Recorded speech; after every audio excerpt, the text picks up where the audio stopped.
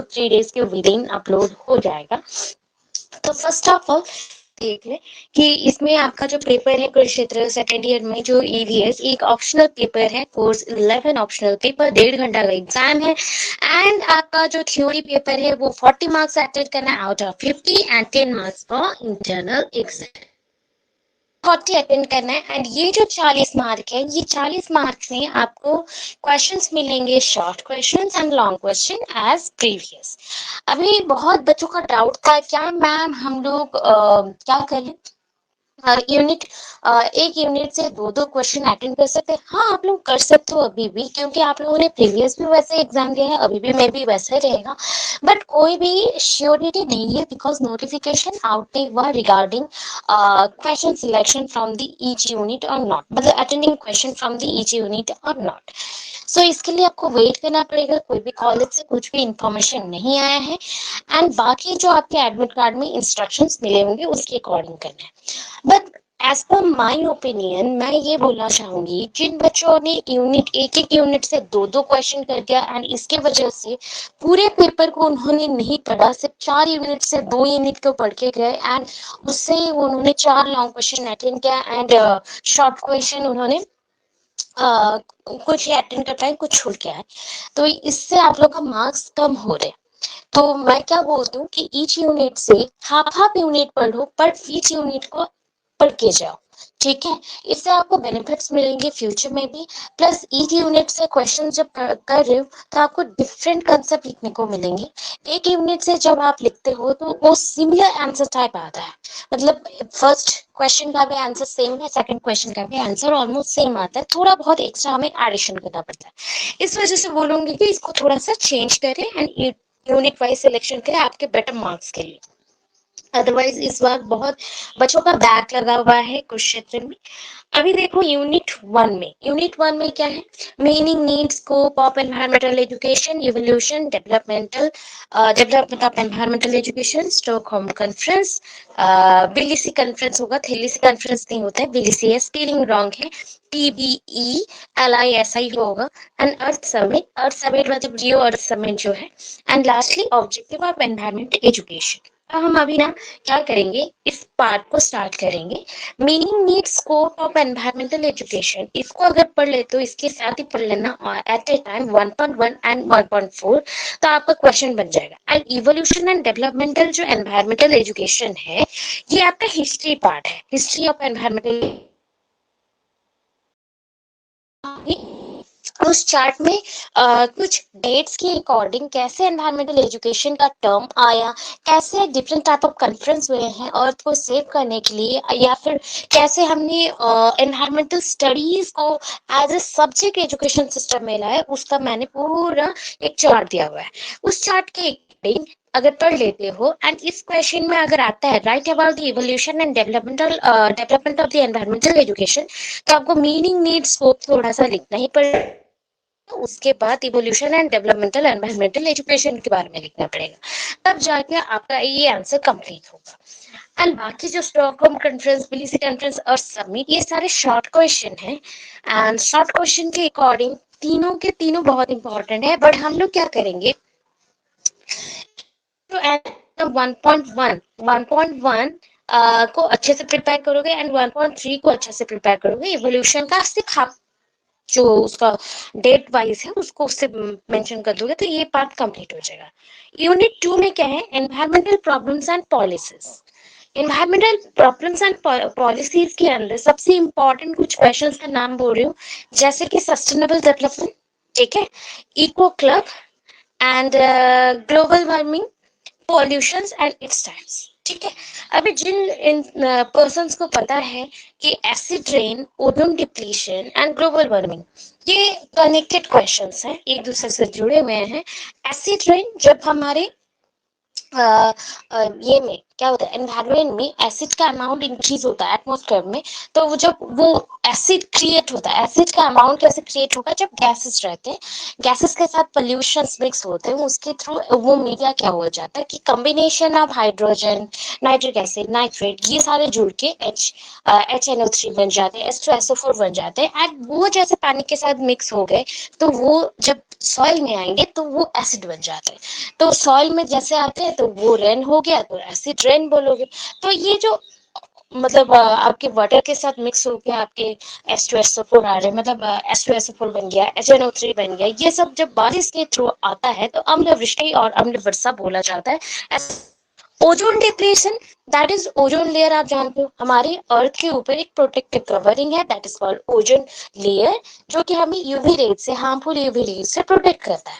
जब UV rays का temperature बहुत, मतलब यूवी रेज बहुत आ रहा है, रेज है ना, उसका तो टेम्परेचर एक रहेगा, तापमात्रा रहेगा, उसकी वजह से जो ओजोन होल्स होते हैं, मतलब ओजोन लेयर में होल्स क्रिएट हो जाते हैं, तो वो होल्स की वजह से क्या होता है, डायरेक्टली रेज हमारे अर्थ को आता है, एंड अर्थ में आके बहुत सारे डिजीजेस क्रिएट करते हैं, जस्ट लाइक आपके बॉडी में स्किन कैंसर हो सकता है, डिफरेंट टाइप ऑफ इश्यूज हो सकते हैं, एक्जिमा या फिर स्किन बर्न इश्यूज हो सकते हैं, रेडनेस हो जाना, या फिर आपके जो मॉन्यूमेंट्स है उसके कलर चेंज हो जाना, या फिर पत्ते जो हरी पत्तियां हैं वो येलोइश हो जाना, ये सारे बहुत सारी चीजें होती हैं, इसको ओजोन डिप्लीशन बोलते हैं। And effect of urbanisation and industrialisation बोला जाए, डिफोरेस्टेशन उसी का पार्ट है। डिफोरेस्टेशन, फॉरेस्ट बनाना, फॉरेस्ट को काट डालना, काट डालने को बोलते हैं डिफॉरेस्टेशन, बनाने को बोलते हैं फॉरेस्टेशन। तो फॉरेस्टेशन से डिफॉरेस्टेशन हो रहा है, तो क्या होगा, क्यों होगा, इंसान अपनी जरूरत के मुताबिक अगर प्लांट्स काटता है, suppose I cut down the plants as per my need. Suppose I want to build my house just like a building house, and I need space, more spacious होना चाहिए, that time we cut down the trees in many numbers. So when we cut down the trees, the temperature will goes on, ये बढ़ते जाएगा, and after some times when trees are not there, proper oxygen were not arise or evolved, that means after photosynthesis we get oxygen from the trees. So when trees are not available, how we get this, तो हमें नहीं मिलती है, तो that time, उसी time पे क्या होता है ना, धीरे धीरे धीरे धीरे हमारा टेम्परेचर हाई होता है एनवायरमेंट का, एंड धीरे धीरे बहुत सारे मुश्किल आ रहे हैं, एंड ओजोन लेयर डिप्लीशन का एक मेन रीजन ये भी है। अर्बनाइजेशन क्या बोला जाता है, इफेक्ट ऑफ अर्बनाइजेशन, मतलब शहरीकरण। शहरीकरण आप जानते हो, शहर बन रहे धीरे धीरे, तो शहर कैसे बन रहे, इंडस्ट्रियलाइजेशन हो रहा है तो शहर बन रहे ना।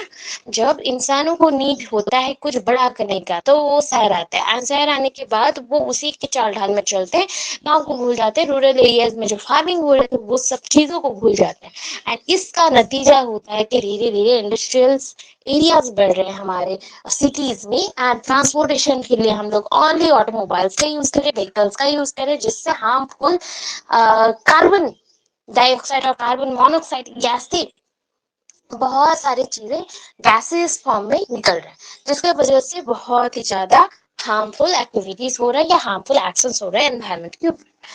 Global warming and Kyoto conference is so important. मैंने अभी acid and ozone depletion, effect of urbanisation and industrialisation, deforestation पे बोला। आपको सारा कुछ को क्या है, दो दो पेज में याद रखना है।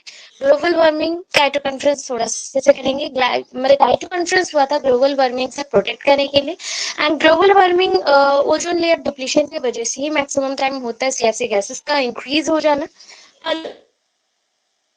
There are almost 6 types of pollution, जैसे कि water pollution, soil pollution, then आपके और भी pollution, thermal pollution, radiation pollution, sound pollutions, और भी है आपके ऐसे एयर pollutions। तो इतने सारे 6 टाइप के pollutions हैं, उस 6 टाइप के pollutions के बारे में लिखता है, एंड एक चीज कर लेना है कि इसका इंट्रोडक्शन अच्छे से कर लीजिएगा, that is what do you mean bye pollution, any type of chemical and physical properties changes of the environment, मतलब एनवायरमेंट में जो भी चीजें हैं उसके अगर फिजिकल केमिकल प्रॉपर्टीज चेंज हो रहे due to the different type of invasion of pollutants, then it is called pollution. Any type of harmful activities by the pollutant is called a pollution.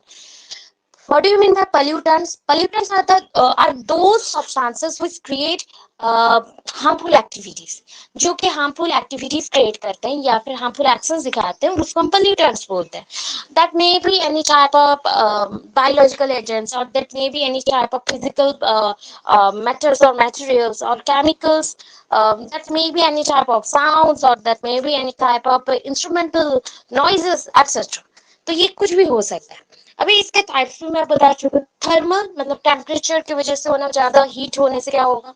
Radiation due to many type of radiation, just like हम लोग different type of isotopes करके करते हैं radiation के लिए. And अगर air pollution बोलोगे, air का जो प्यूरिटी था उसको अगर खराब कर दे तो due to the invasion of the pollutants उसको एयर पोल्यूशन करते हैं. वैसे ही आपके सॉइल पोल्यूशन मतलब सॉइल का जो प्रॉपर्टीज है वो अगर खराब हो जाए due to any type of reactions, chemical reactions और फिजिकल मटेरियल्स और एनी टाइप ऑफ फ्लड हो जाना या फिर कोई भी एक रिएक्शन की वजह से अगर खराब हो, उसको हम सॉइल पोल्यूशन बोलेंगे. Noise pollution of the sound pollution, अगर साउंड का एक रेंज रहता है 20 हर्ट्ज से बिलो 2000 हर्ट्ज तक, अगर उससे ज्यादा हो जाए तो it's just like horrible for us, कि इसमें हम लोग बहुत कंफ्यूज होते हैं. एंड इसमें क्या होता है ना, वॉइस आपका बहुत हाई रहता है तो नॉइज क्रिएट हो जाती है. ये नॉइजेस की वजह से बहुत सारे प्रॉब्लम्स आते हैं, इश्यूज आते हैं. तो ये सारा होगा. ठीक है, तो ऐसे टाइप के आपको लिखते हैं एंड उसके कैरेक्टरिस्टिक्स लिखते हैं एंड जो एजेंट्स है उसके बारे में लिखते हैं. लास्ट ही आपको कंक्लूजन डालना है कि आप क्या कर सकते हो इसके लिए, इतना करना है. पॉलिसीज रिलेटेड जो पॉलिसीज है एंड एनवायरमेंटल लेजिस्लेशन से ऑलमोस्ट सेम है, प्रॉब्लम्स के साथ लिखना है. तो आप एटलीस्ट क्या करेंगे ना, ज्यादा नहीं 10 से 12 याद रखोगे और उसके अकॉर्डिंग लिखोगे. सबसे इंपॉर्टेंट चीज सस्टेनेबल डेवलपमेंट, आप लोग फर्स्ट ईयर में पढ़ चुके हो. सस्टेनेबल डेवलपमेंट का वीडियोस भी अवेलेबल है, आप देख सकते हो. कंसेप्ट ऑफ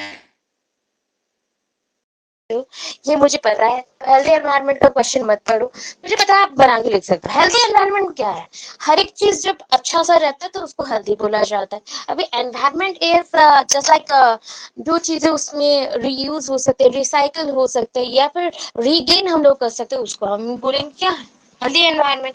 तो ऐसे चीजों को लिखना है. Eco club is important because this club is use for the economical development of environment. Economically growth करवा रहे हो ट्रीज का, प्लांट्स का एंड एनवायरनमेंट का, तो वो बहुत इंपॉर्टेंट है. Eco club that is our accounting is made up of two things, living and the non-living and their relationship, and this is called ecosystems or the study about ecosystem, again mentioned in many ways, that is food chain, food web and many type of tropic levels. सब कुछ जुड़ के ये बनता है ecology. The study about environment, study about earth. Study about earth के बारे में थोड़ा लिख के इको क्लब के बारे में मेंशन किया, उसका meaning characteristics important. Curriculum development and environment education, जिनको याद होगा टीचिंग स्ट्रेटेजीज, अगर फर्स्ट ईयर में पढ़े हो आप उसी को लिख सकते हो. टीचिंग स्ट्रेटेजीज मैंने पूरा पढ़ाया हुआ है, उसी को लिख सकते हो जाएगा. Planning of environmental education in school, colleges and universities. आपको पता है इस क्वेश्चन का आंसर आप एम्स एंड एजुकेशन से दे सकते हो. AIIMS and objectives of education, जो आपने पेडागोजीज का पढ़ा हुआ था, एम्स एंड ऑब्जेक्टिव्स, उसको लिखते हुए आप अगर स्कूल, कॉलेजेस, यूनिवर्सिटीज को अलग अलग मेंशन करके लिखते हो तो बेटर रहेगा. अभी बोलोगे ma'am role of electronic media, mass media, computer in environmental education, कुछ नहीं, ये ऑडियो विजुअल एड्स है जिसको आप यूज करना चाहते हो. इसका नाम सिर्फ अलग हो गया, ऑडियो विजुअल एड्स है, जिसको आप एनवायरमेंटल एजुकेशन को आगे बढ़ाने के लिए यूज करते हो. और एक क्या है, करिकुलम डेवलपमेंट. करिकुलम डेवलपमेंट पहले भी आप लोग पढ़ चुके हैं, मैं आप लोगों को और भी प्रोवाइड कर दूंगी. What do you mean by curriculum, उसका characteristics, importance, meaning, and after that आपको लिखना है कि इंडिया एक्सप्लेनर लिखा गया है, कोई प्रॉब्लम नहीं है. इसमें मैंने आपको बहुत सारे मॉडल्स भी दिए हैं करिकुलम डेवलपमेंट का. Formal and non formal approach थोड़ा सा आपको ऐड करना है, एंड मैं बहुत सारे करिकुलम के अप्रोचेस दे दूंगी, उसको लिख देना, मार्क पेजिंग होगा बहुत ज्यादा. तो ये 3 क्वेश्चन यहाँ पर कर लो, बेटर रहेगा. अभी बोलोगे मैम इतना करने से हो जाएगा ना, हाँ इतना करने से भी आपको लॉन्ग क्वेश्चन भी मिल जाएंगे, शॉर्ट भी मिल जाएंगे. फिर भी जो लास्ट पार्ट है, लास्ट पार्ट से कुछ नहीं, बहुत इंटरेस्टिंग सा क्वेश्चन है. उसमें से 2 क्वेश्चन थोड़े से इजी है, मतलब थोड़े से इंपॉर्टेंट भी है, इजी भी है, जैसे कि meaning, types and causes and effects of different disaster, यहाँ पे there are two types of disaster, एक है मैन मेड, एक होता है नेचुरल कैलामिटीज। नेचुरल कैलामिटीज में बहुत कुछ आते हैं, जैसे कि फ्लड होना, साइक्लोन, सुपर साइक्लोनिक डिजास्टर्स, और जैसे ड्रॉट हो जाना या अर्थक्वेक एक्सेट्रा। वैसे आपके मैन मेड में आता है जैसे भोपाल गैस ट्रेजेडी, और मुंबई में भी हादसा हुआ, वो सारे आ जाएंगे यहाँ पे। इम्पोर्टेंट है उसका कॉजेस लिखना है एंड उसके रिलेटेड क्या क्या हुए थे प्रॉब्लम, उसको लिखना है। ये हो गया। So managing environmental disaster at community and individual levels, इसको अगर नहीं लिखते हो तो आप अगर रेस्क्यू फ्रॉम डिजास्टर भी कर देते हो तो हो जाएगा। रेस्क्यू फ्रॉम डिजास्टर एंड इसको भी थोड़ा सा पढ़ के दोनों मिक्स करके इसके लिख लो तो भी हो जाएगा। तो रेस्क्यू फ्रॉम डिजास्टर मतलब ये क्या होता है कि रेस्क्यू कैसे करना है। जैसे रेस्क्यूअर आते हैं तो वो हमें रेस्क्यू कैसे करेंगे अगर हम फंस जाते हैं, उसके बारे में है। लास्टली जो रिलीफ बांटा जाता है, रिलीफ फॉर डिजास्टर, क्या क्या प्लानिंग है, अगर बहुत ज्यादा बारिश हो गया, बाढ़ आ गया, तो वहां पे क्या करेंगे, लोगों को हम प्रोटेक्ट करने के लिए ऊंची जगह पे ले जाएंगे। स्कूल्स कॉलेजेस को तो बंद रखा जाता है, वहां पे सेफ्टी से बच्चों को रखेंगे। आफ्टर दैट पानी जब कम हो जाए वहां पे छोड़ सकते हैं, एंड खाना भी दिया जाता है, फर्स्ट एड बॉक्स दिए जाते हैं, वो सब के बारे में थोड़ा सा लिखना है। इसके लिए प्लानिंग इमीडिएटली क्या करना है, पहले से प्रिकॉशंस कितने लेने हैं, एंड एग्जीक्यूशन कैसे करना है। तो ये पूरा डिस्कशन है, सिलेबस का पहले डिस्कशन हुआ। आफ्टर दैट देखो मैं बीच बीच में बहुत सारे आंसर्स बोलते गई हूँ कि ताकि आप लोगों को समझ आए कि कितना इंपॉर्टेंट था एंड कितना कुछ कर चुके हो। ऑलरेडी आपको मैंने बोला कि ये आप लोग 3 का, जैसे कि टीचिंग लर्निंग स्ट्रेटेजीज, अगर आपको नहीं मिल रहे तो मेरे यूट्यूब चैनल पे आप सर्च कर सकते हो टीचिंग लर्निंग मेथड्स, आप टीचिंग लर्निंग स्ट्रेटेजीज आपको मिल जाएंगे, वो आंसर पूरा कर लेना, आपको मार्क भेजेंगे। उसके बाद आपको एम्स एंड ऑब्जेक्टिव्स अगर नहीं मिल रहे तो कोई भी पेडागोजी का एम्स एंड ऑब्जेक्टिव्स याद करना, and almost EVS is a combination of all subjects just like the biology, physics, chemistry, but because it includes everything. So इसलिए किसी का भी एम्स एंड ऑब्जेक्टिव्स अगर पकड़ के लिख दो, वैल्यूज अगर लिख दो तो ये क्वेश्चन बन जाएगा। ठीक है, वैसे ये भी मैंने पढ़ाया हुआ है बट पेडागोजी बेस्ड पढ़ाया है, तो वहां से आप लिख सकते हो। अभी जिनको ये पता नहीं चल रहा role of electronic media, mass media and computer, तो ये बता दो इस क्वेश्चन का आंसर में आप मास मीडिया बोला गया, that means audio visual aids इसमें आएगा। कंप्यूटर्स मीडिया जितने भी हैं वो आपके ऑडियो विजुअल एड्स लिख दो, या इंस्ट्रक्शनल एड्स का आंसर लिख दो, बन जाएगा ये। इंस्ट्रक्शनल एड्स का आंसर लिख दो, बन जाएगा ये, या ऑडियो विजुअल एड्स का आंसर लिखना, बन जाएगा। Curriculum development already first year में भी पढ़ा चुके हूँ एंड सेकेंड ईयर के लिए भी दे चुके हूँ, तो आप ग्रुप में जाना। मतलब अगर नोट्स चाहिए तो बीएड डिटेलिंग जो हमारा ग्रुप है टेलीग्राम, उसमें जाके सर्च कर लेना करिकुलम डेवलपमेंट, आपको बहुत सारे मिलेंगे। एंड ये चीज है कि आप सेकेंड ईयर में ऑलरेडी नॉलेज एंड करिकुलम में भी ये आंसर्स को पढ़ रहे हो, तो उसी के आंसर्स को आप लिख दोगे तो ये पूरा यूनिट का प्रिपेयर्ड है, ऑलमोस्ट प्रिपेयर्ड है। बाकी आपके 3 यूनिट में से second because of pollution, it starts acid rain, ozone depletion, global warming, it हुआ थोड़ा बहुत उसमें फर्स्ट भी आप कर लोगे। फर्स्ट यूनिट से 2-3 क्वेश्चन है, मोस्ट प्रोबेबली 2 to 3 days के अंदर अगर ईवीएस पढ़ते हो तो आपका प्रिपरेशन कंप्लीट हो जाएगा।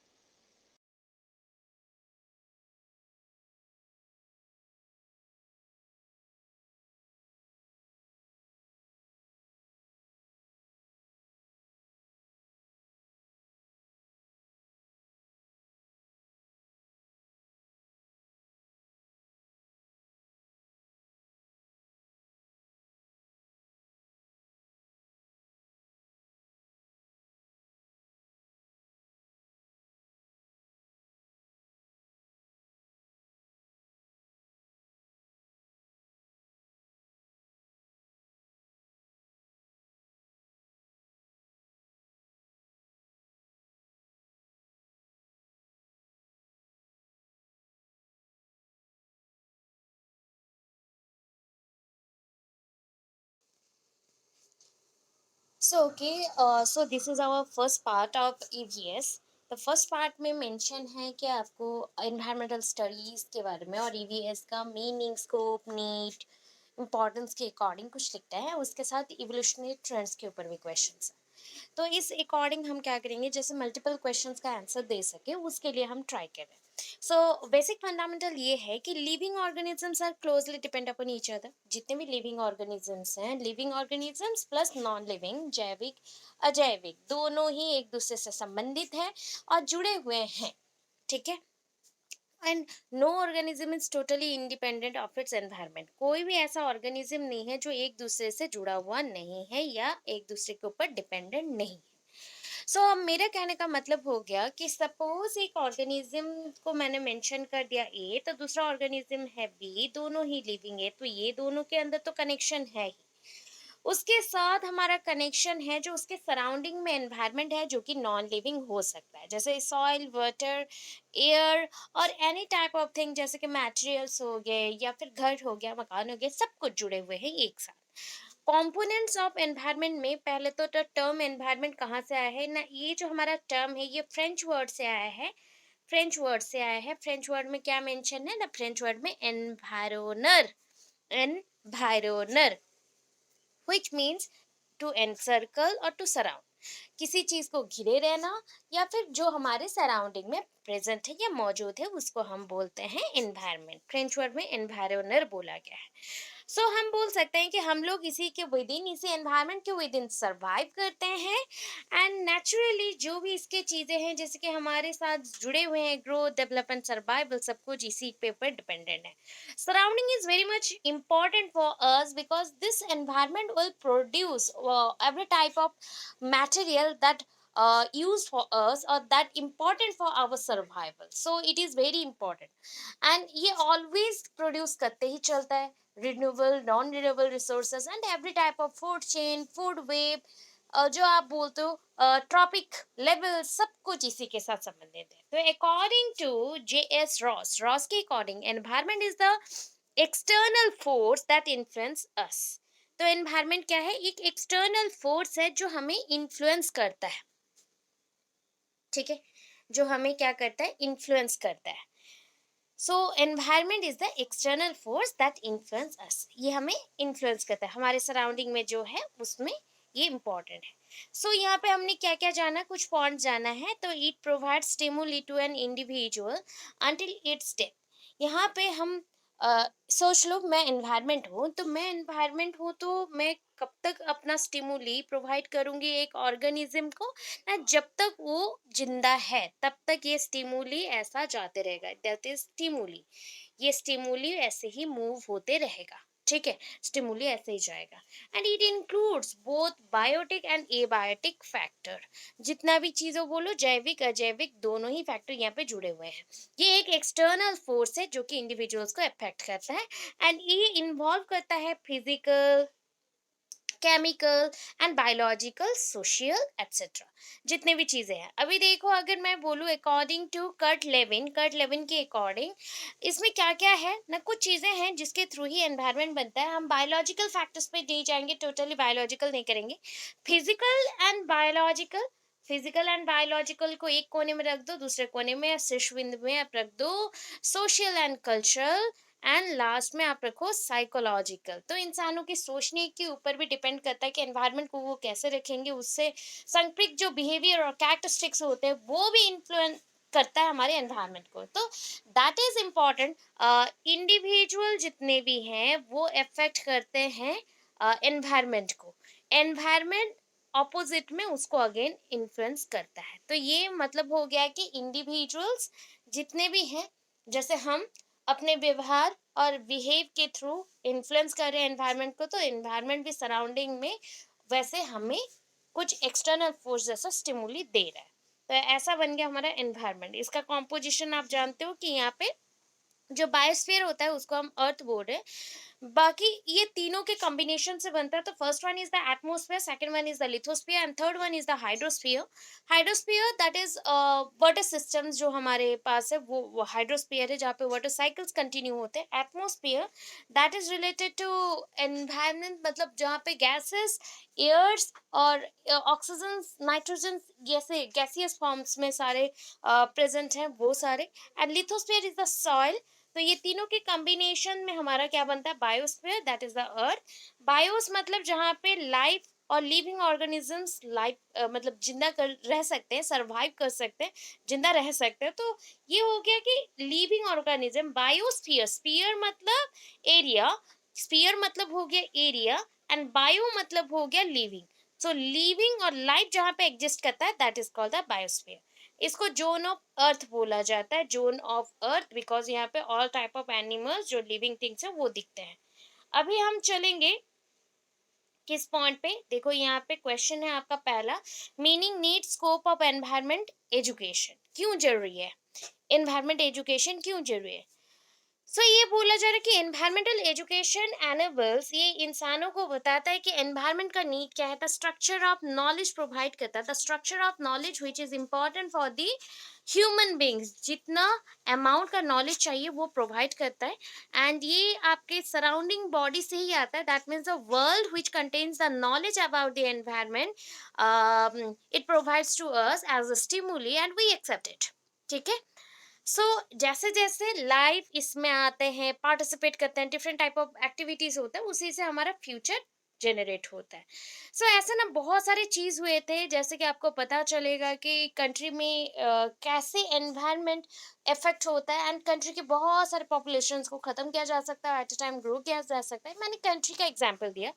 तो एक इंडिया में केस हुआ था हमारी कंट्री में, दैट इज एनवायरमेंटल कंसर्न्स के अकॉर्डिंग बोला गया है, जो कि भोपाल गैस ट्रेजेडी था और भोपाल डिजास्टर 1984 में हुआ था।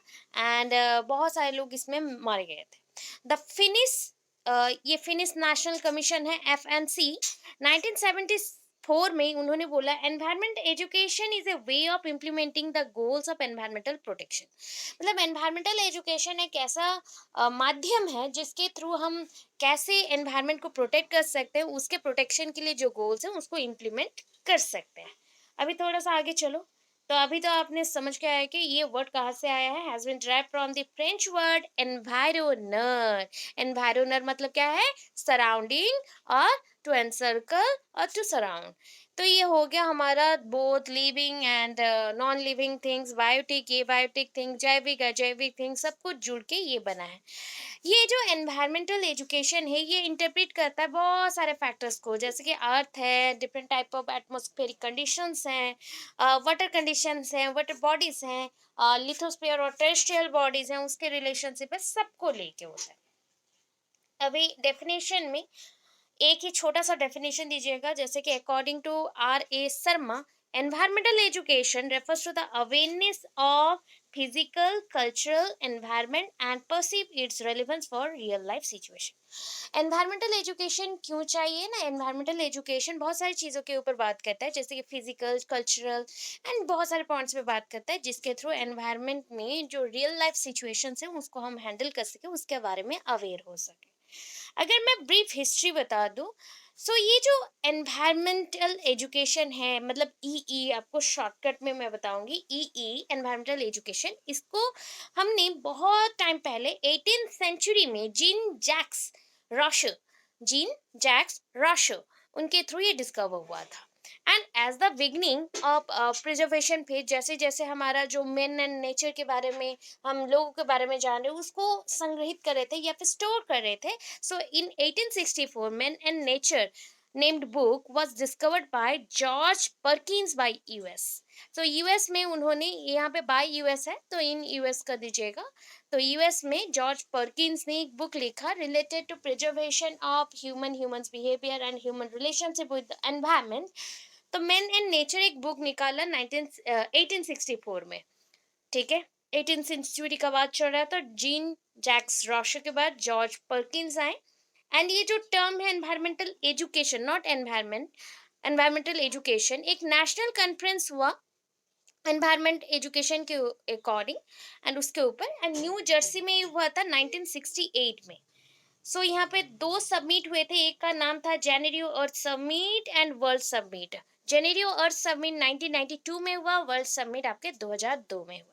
एंड ये क्या प्रमोट करा था? प्रमोट करा था एजुकेशन को, पब्लिक अवेयरनेस को, ट्रेनिंग फॉर सस्टेनेबल डेवलपमेंट को। अभी नीड क्या है? सो इन इंडिया एनवायरमेंटल एजुकेशन जो है एक्सेप्टेड विद द रिकमेंडेशन, बहुत सारे रिकमेंडेशंस आए, एंड ये रिकमेंडेशंस किसने दिया? तिवारी कमेटी ने। एनवायरमेंट एजुकेशन के ऊपर जो रिकमेंडेशंस एक्सेप्ट किए गए वो दिए तिवारी कमेटी में, एंड 1980 में। सो आज का जो एनवायरमेंटल एजुकेशन है उसका वैल्यू बहुत सारा है, एंड मैं शॉर्टकट वे में आपको दिखाती हूँ क्या क्या है। सो पहला चीज है मेंटेनिंग इकोलॉजिकल बैलेंस। मैं कुछ कुछ पॉइंट्स बोल रहा हूँ, आप देख लेना। आपको नोट्स कहाँ मिल जाएंगे? बे डिटेलिंग में मिल जाएंगे। आप सर्च कर लोगे ईवीएस बोल के ऑनली, तो आपको बहुत सारे नोट्स मिल जाएंगे। तो ये है जैसे maintenance of the ecological balance, मतलब ये जो अर्थ है, उस अर्थ को हम लोग इकोलॉजी भी बोलते हैं, क्योंकि यहाँ पे बहुत सारे फूड चेन, फूड वेव सब होते हैं, उसको प्रोटेक्ट करने के लिए।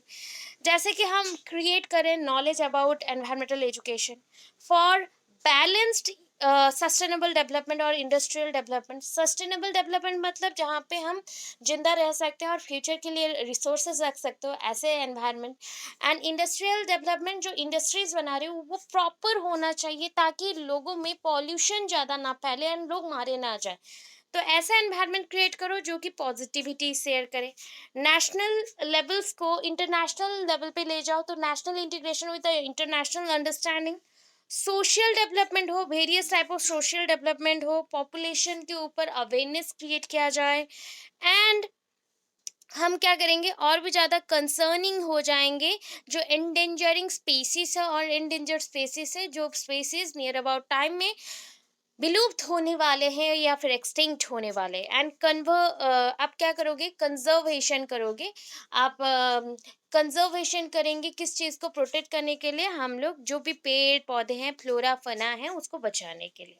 सो इसके लिए अवेयरनेस बहुत ही इंपॉर्टेंट है। ठीक है, यहाँ पे देखो कुछ प्रिंसिपल्स मैंने लिखे हैं। So Indian Education Commission 1964 to 66 ने कम क्या रिकमेंडेड किया ना? Introduction of EE, environmental education को स्कूल करिकुलम में डालने के लिए। अभी उन्होंने सपोर्ट किया एंड बोला सबसे इम्पोर्टेंट चीज़ हमारे एनवायरनमेंट को क्या रखना पड़ेगा? ग्रीन रखना पड़ेगा। तो उसके लिए हमें क्या करना है ना? एवरी चाइल्ड को या फिर एवरी स्टूडेंट्स को मस्ट लर्न करना है कि environmental education should involve everyone, वो सबको जोड़े रखे, पहला थिंग। फिर सेकंड थिंग आया कि एनवायरमेंटल एजुकेशन ऐसे जो बातें हो वो हवा में सिर्फ ना हो। जैसे कि हम बातें करते हैं ना, कुछ चीज़ें बोल के भूल जाते हैं, तो एनवायरमेंटल एजुकेशन के बारे में अब अपने से जैसे खाना खाना नहीं भूलते, उतना ही एनवायरमेंटल एजुकेशन के बारे में ना भूलो एंड उसको चारों तरफ फैलाओ। एनवायरमेंटल एजुकेशन शुड एम्फसिस और emphasize our interdependence with other peoples. लोगों के ऊपर भी आप निर्भर करेंगे, अकेले आप नहीं कर सकते। ये प्लैनेट हमारा है, तो इस प्लैनेट को बचाने का जिम्मा भी हमारा है, तो सबको मिलके काम करेंगे। एंड टीचर्स इसमें बहुत अच्छा रोल प्ले करेंगे, बिकॉज वो बताएंगे स्टूडेंट्स को कि क्या है। अभी देखो, अगर स्कोप देखना है तो इसका गाइडिंग प्रिंसिपल भी यही है। क्या है?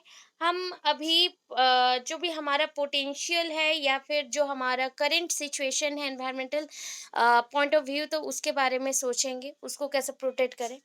promote the values of environment at necessity of environment, मतलब एनवायरनमेंट की नीड के अकॉर्डिंग उसके वैल्यूज को, नेसेसिटी को लोकल, नेशनल, इंटरनेशनल लेवल पे आप आगे बढ़ाओगे, मतलब जातीय अंतर्जातीय स्तर पे इसको आगे लेके जाओगे।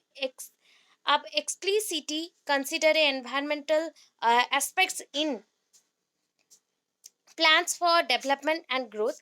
इसके ग्रोथ एंड डेवलपमेंट के लिए प्लानिंग करोगे। लर्नर्स को हेल्प करोगे कि वो ऑब्जर्व करे, डिस्कवर करे मेनी पॉइंट्स को, मेनी थिंग्स को, एंड वो जान सके कि एनवायरमेंटल इश्यूज क्या क्या हैं, उसको कैसे आगे बढ़ाना है। Foster positive attributes, attitudes, everything. देखो, एट्रीब्यूट्स कैरेक्टर्स होते हैं, positive characters, and attitudes positivity के साथ आगे बढ़ाना है इस चीज़ को। Help students to know about और gain the knowledge of facts, जो भी एनवायरमेंटल एजुकेशन से रिलेटेड फैक्ट्स हैं उसके बारे में जाने लोग, उसके ऊपर बात करें। अभी चीजें आया है कि और क्या है, ठीक है, और क्या आता है, यहाँ पे और भी पॉइंट्स हैं, देख लो। Provides an opportunity to learners for making decision and planning their learning experiences. बच्चों को तो आप आगे बढ़ा रहे हो, तो उसके साथ साथ उनको और भी अपॉर्चुनिटीज दो कि वो और भी नए नए आइडियाज निकाले, उसके लिए डिसीजन भी ले सके। स्टूडेंट्स को साइकोलॉजिकली एंड स्पिरिचुअली रिलेशनशिप बताओ, कि रिलेट करवाओ नेचर के साथ, उनका क्या संबंध है, इको फ्रेंडली हैबिट्स क्रिएट करो। तो ये हो गए कुछ चीज। एंड ये जो आपका है evolution and development of environmental education, ये ना आपको डायग्रामेटिक याद रखना है कि एनवायरमेंटल एजुकेशन के साथ बहुत सारे सब्जेक्ट जुड़े रहते हैं, जैसे कि पेडागोगिकल रिन्यूअल हो गया, एनवायरमेंटल क्राइसिस रिलेटेड कुछ सब्जेक्ट्स हो गए, इकोलॉजिस्ट आइडियोलॉजी हो गया, चेंज इन अप्रोच जैसे कि सोसाइटी के ऊपर हम काम कर सकते हैं, या फिर हम जो भी एग्जिस्ट कर रहा है जो चीज़ है उसको कैसे प्रोटेक्ट करने के लिए काम किया जाएगा। तो ये ई का बहुत ही इंपॉर्टेंट रोल है। डेवलपमेंट के अकॉर्डिंग बहुत सारी किताबें आए थे जो कि एक के बाद एक जुड़े हुए हैं। अगर इसके showing the summary of development of environmental education, जो हिस्ट्री पार्ट बोला गया, तो हिस्ट्री यहाँ तक करना है, उसके बाद आपको सेकंड पार्ट में चले जाना है। तो हिस्ट्री में देखो क्या क्या है। 1948 में, ये हिस्ट्री है, डेवलपमेंटल हिस्ट्री ऑफ ईई। 1948 में आईयूसीएन कॉन्फ्रेंस, एक कॉन्फ्रेंस हुआ इंटरनेशनल पॉइंट ऑफ व्यू में। सो पेरिस में हुआ। फर्स्ट यूज उन्होंने क्या क्या, एनवायरमेंटल एजुकेशन का टर्म, फर्स्ट उन्होंने यूज किया एनवायरमेंटल एजुकेशन का टर्म। 1949 में फाउंडिंग आईयूसीएन, आईयूसीएन का फाउंडिंग हुआ।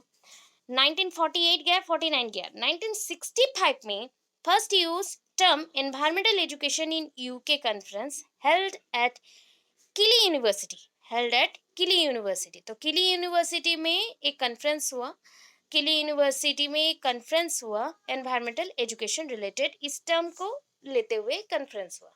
1968 में यूनेस्को बायोस्फीयर कॉन्फ्रेंस हुआ पेरिस में। 1968 में यूनेस्को बायोस्फीयर बायोस्फीयर कॉन्फ्रेंस हुआ पेरिस में। 1970 में फाउंडिंग हुआ सीईई, सीईई यहाँ पे मतलब आप बोल सकते हो एक कमिटी बैठा, कमिटी ऑफ एनवायरमेंटल एजुकेशन का।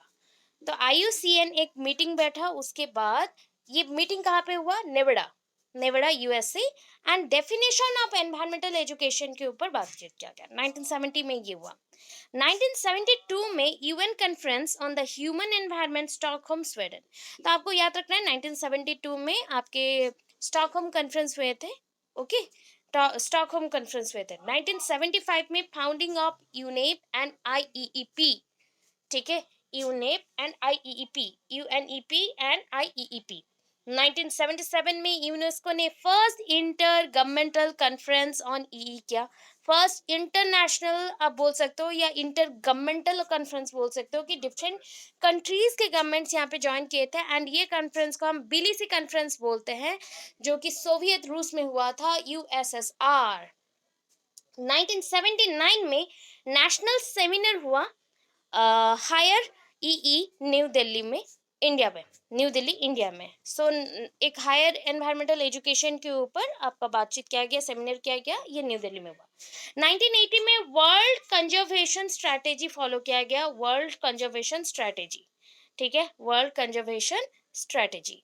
अभी देखो 1987 में क्या किया गया। 1987 में UNESCO and UNEP, UNESCO and UNEP education congress of environmental education and training Tbilisi plus 10 conference Moscow, मतलब देखो बिलीसी के साथ और भी प्लस 10 कॉन्फ्रेंसेस हुए मॉस्को में। एंड इस ईयर को हम बोलते हैं European year of environment, European year of environment.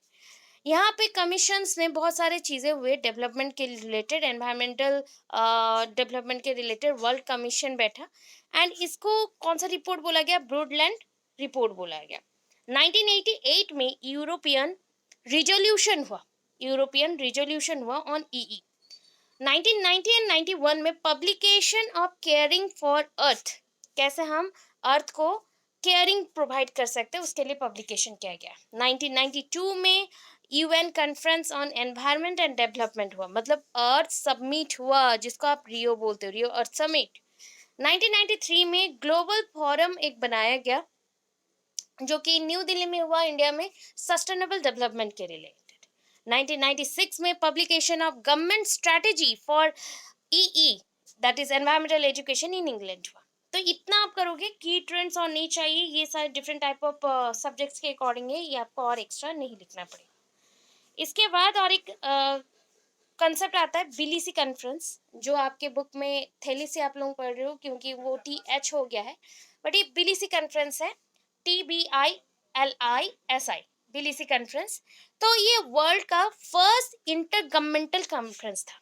कौन सा कॉन्फ्रेंस है? इंटर गवर्नमेंटल कॉन्फ्रेंस है, इंटर गवर्नमेंटल कॉन्फ्रेंस है, जो कि एनवायरमेंटल एजुकेशन के लिए हुआ था and was organized by the United Nation Education Scientific and cultural Organization. देखो पूरा क्या है कि world first inter governmental conference, जो आपका बीलीसी कॉन्फ्रेंस है, ये वर्ल्ड का पहला कॉन्फ्रेंस है, बट ये ऑर्गेनाइज्ड हुआ किसके through? By United Nation, United, UN, United हो गया, नेशन हो गया, नेशन के लिए N, एजुकेशन के लिए E, scientific S and cultural organization, तो यूनेस्को, यूनेस्को ने ऑर्गेनाइज किया था।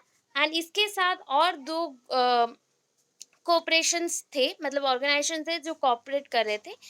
एक था यूनेप और एक था दूसरा, कि यूनेप के साथ बीलीसी ने तो कर लिया, वाज ये जो प्रोग्राम हुआ ये बीलीसी में हुआ, यूनेप एंड यूनेस्को दोनों ने मिलकर ऑर्गेनाइज किया। बट ये मेनली बीलीसी कहाँ पे है ना? Georgia, USSR।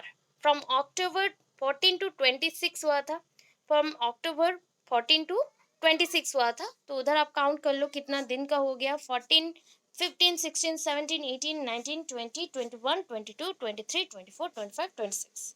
सो ऑलमोस्ट मान लो कि 13 डेज का प्रोग्राम था, 1977 में हुआ था, जॉर्जिया, सोवियत रूस, बिलिसी में किया गया था। ठीक है, इसमें टोटल मेंबर्स थे, डेलीगेट्स थे 66, आपको याद रखना है बस, 66 मेंबर्स थे। एंड ये जो मेंबर्स थे ये डिफरेंट डिफरेंट स्टेट से पार्टिसिपेट किए थे एंड रिप्रेजेंट कर रहे थे डिफरेंट एजेंसीज को, UN एजेंसीज को। जितने भी ऑब्जर्वर थे फ्रॉम 8 UN एजेंसीज प्रोग्राम्स में पार्टिसिपेट किए। एंड उनमें से ये जो ऑर्गेनाइज किया गया, इसमें कितने गवर्नमेंट पार्टिसिपेट किए थे? 20 international international non governmental organization, governmental तो थे, इंटर गवर्नमेंटल थे ही, उसके साथ 66 जो मेंबर्स थे स्टेट्स के, जो डेलीगेट्स थे, वो ऑब्जर्व तो कर रहे थे। ये क्या हुआ ना, 2 नॉन मेंबर स्टेट्स पार्टिसिपेटेड, मतलब 66 members from the state and observer from 2 non member states, ये तो पार्टिसिपेट किए थे, प्लस इंटर गवर्नमेंटल ये था, इंटर नॉन गवर्नमेंटल ऑर्गेनाइजेशंस भी, इंटर गवर्नमेंटल नॉन ऑर्गेनाइजेशन जो बोल सकते हो, या नॉन गवर्नमेंटल जो ऑर्गेनाइजेशंस थे, मतलब इंटर गवर्नमेंटल भी ऑर्गेनाइजेशंस हैं प्लस नॉन गवर्नमेंटल NGOs भी हैं, NGOs भी हैं, इंटरनेशनल नॉन गवर्नमेंटल NGOs भी जो थे वो सारे भी पार्टिसिपेट किए थे। और almost 20 international non governmental organization इसमें पार्टिसिपेट किए थे। तो क्या याद रहा ना, 66 members and 2 members from non members, मतलब 2 नॉन मेंबर स्टेट्स थे, जो स्टेट्स मेंबर्स नहीं थे वहां से भी 2 ऐसे भी स्टेट्स थे। तो यहाँ पे 68 हो गया total, plus 20 international non governmental organization थे, उसके साथ इंटरनेशनल ऑर्गेनाइजेशंस भी थे। एंड इसे छोड़ के अगर मैं इन ऑल देखो, टोटल देखो, 265 delegates, 65 representatives and observer take part in this conference or took part in this conference. So total में अगर देखा जाए तो delegates में कितने थे? 265 delegates हैं, 65 representatives हैं जो part लिए थे। बिलीसी जो कॉन्फ्रेंस था, जो बिलीसी डिक्लेरेशन हुआ, was adopted by inter governmental conference. Inter governmental conference में ये किया गया एंड इसके कॉन्फ्रेंस में Tbilisi declaration together with the 2 recommendation of the conference consecutive of the framework of principles and guidelines for environmental education. तो environmental education के लिए framework principles and guidelines बनाए गए, both inside and outside the school systems, formal informal जितने भी school system में इसको follow किए जाएंगे इसलिए। सो यहाँ पे कुछ रिकमेंडेशंस हैं वो देख लेते हैं।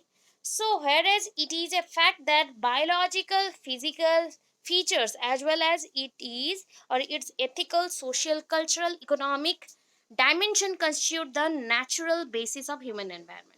तो हम बोल रहे हैं ह्यूमन एनवायरनमेंट को आगे बढ़ाने के लिए, जो नेचुरल थिंग्स है उसको आगे बढ़ाने के लिए क्या क्या चाहिए ना, बायोलॉजिकल फिजिकल तो है, उसके साथ ethical, social, cultural, economic dimensions का भी हेल्प चाहिए. Second point, environmental education is the result of the reorientation and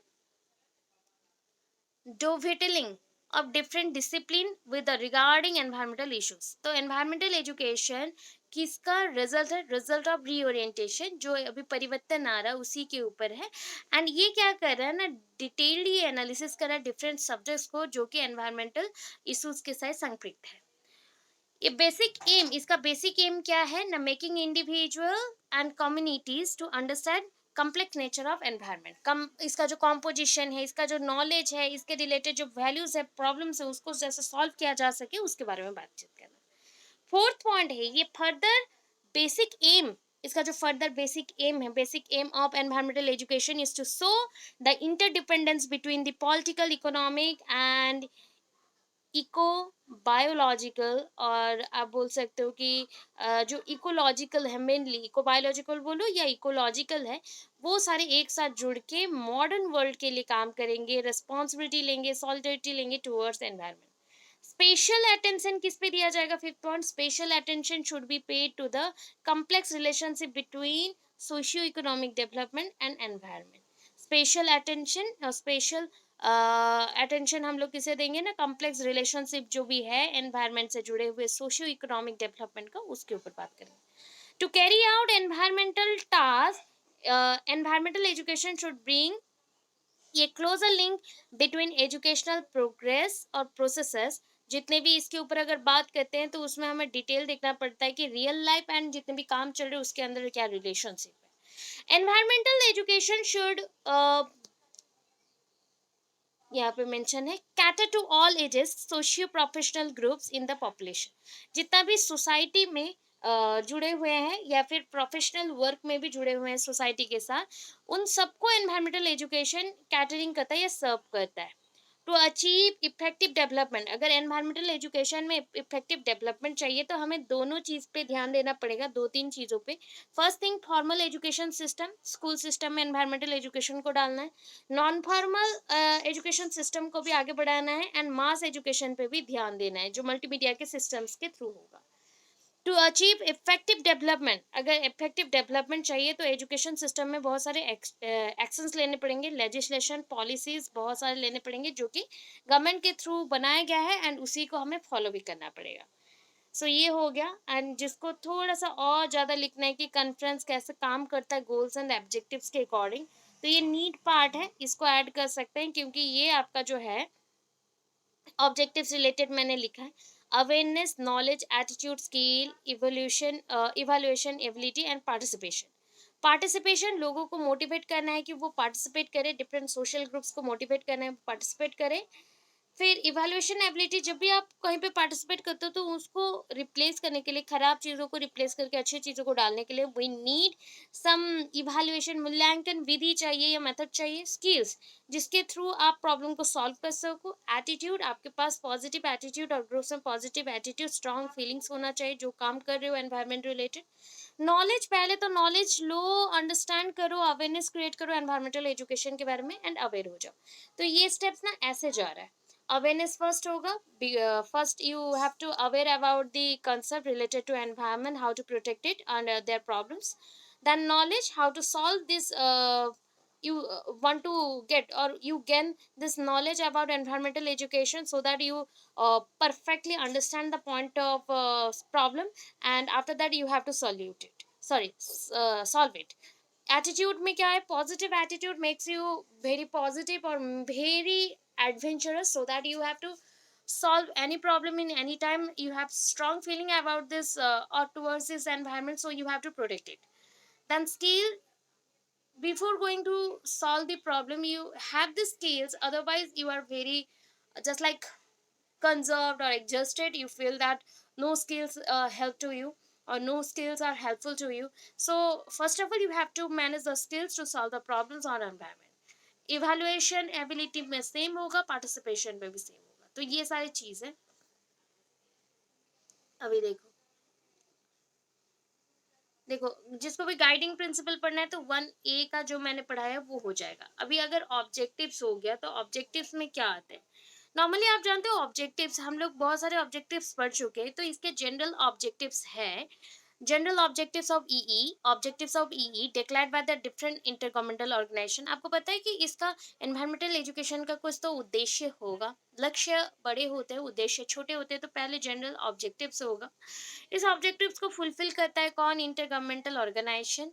इसके बाद ऑब्जेक्टिव्स जो ईई के ऊपर है ये एजुकेशनल लेवल्स पे सॉल्व किया जाता है। तो पहले हम देखेंगे जनरल ऑब्जेक्टिव्स जो 3 पार्ट में होता है, कॉग्निटिव, अफेक्टिव, साइकोमोटर। तो कॉग्निटिव मतलब हर एक चीज में ना ज्ञान लेना होता है कि आप जानोगे कैसे बायोटिक एबायोटिक फैक्टर होते हैं, आप जानोगे कैसे प्रॉब्लम्स को सॉल्व करना है, आप जानोगे कैसे अचीव करना है नॉलेज को, आप जानोगे कि कैसे अंडरस्टैंड करके मैन एंड एनवायरनमेंट के अंदर रिलेशन बनाना है।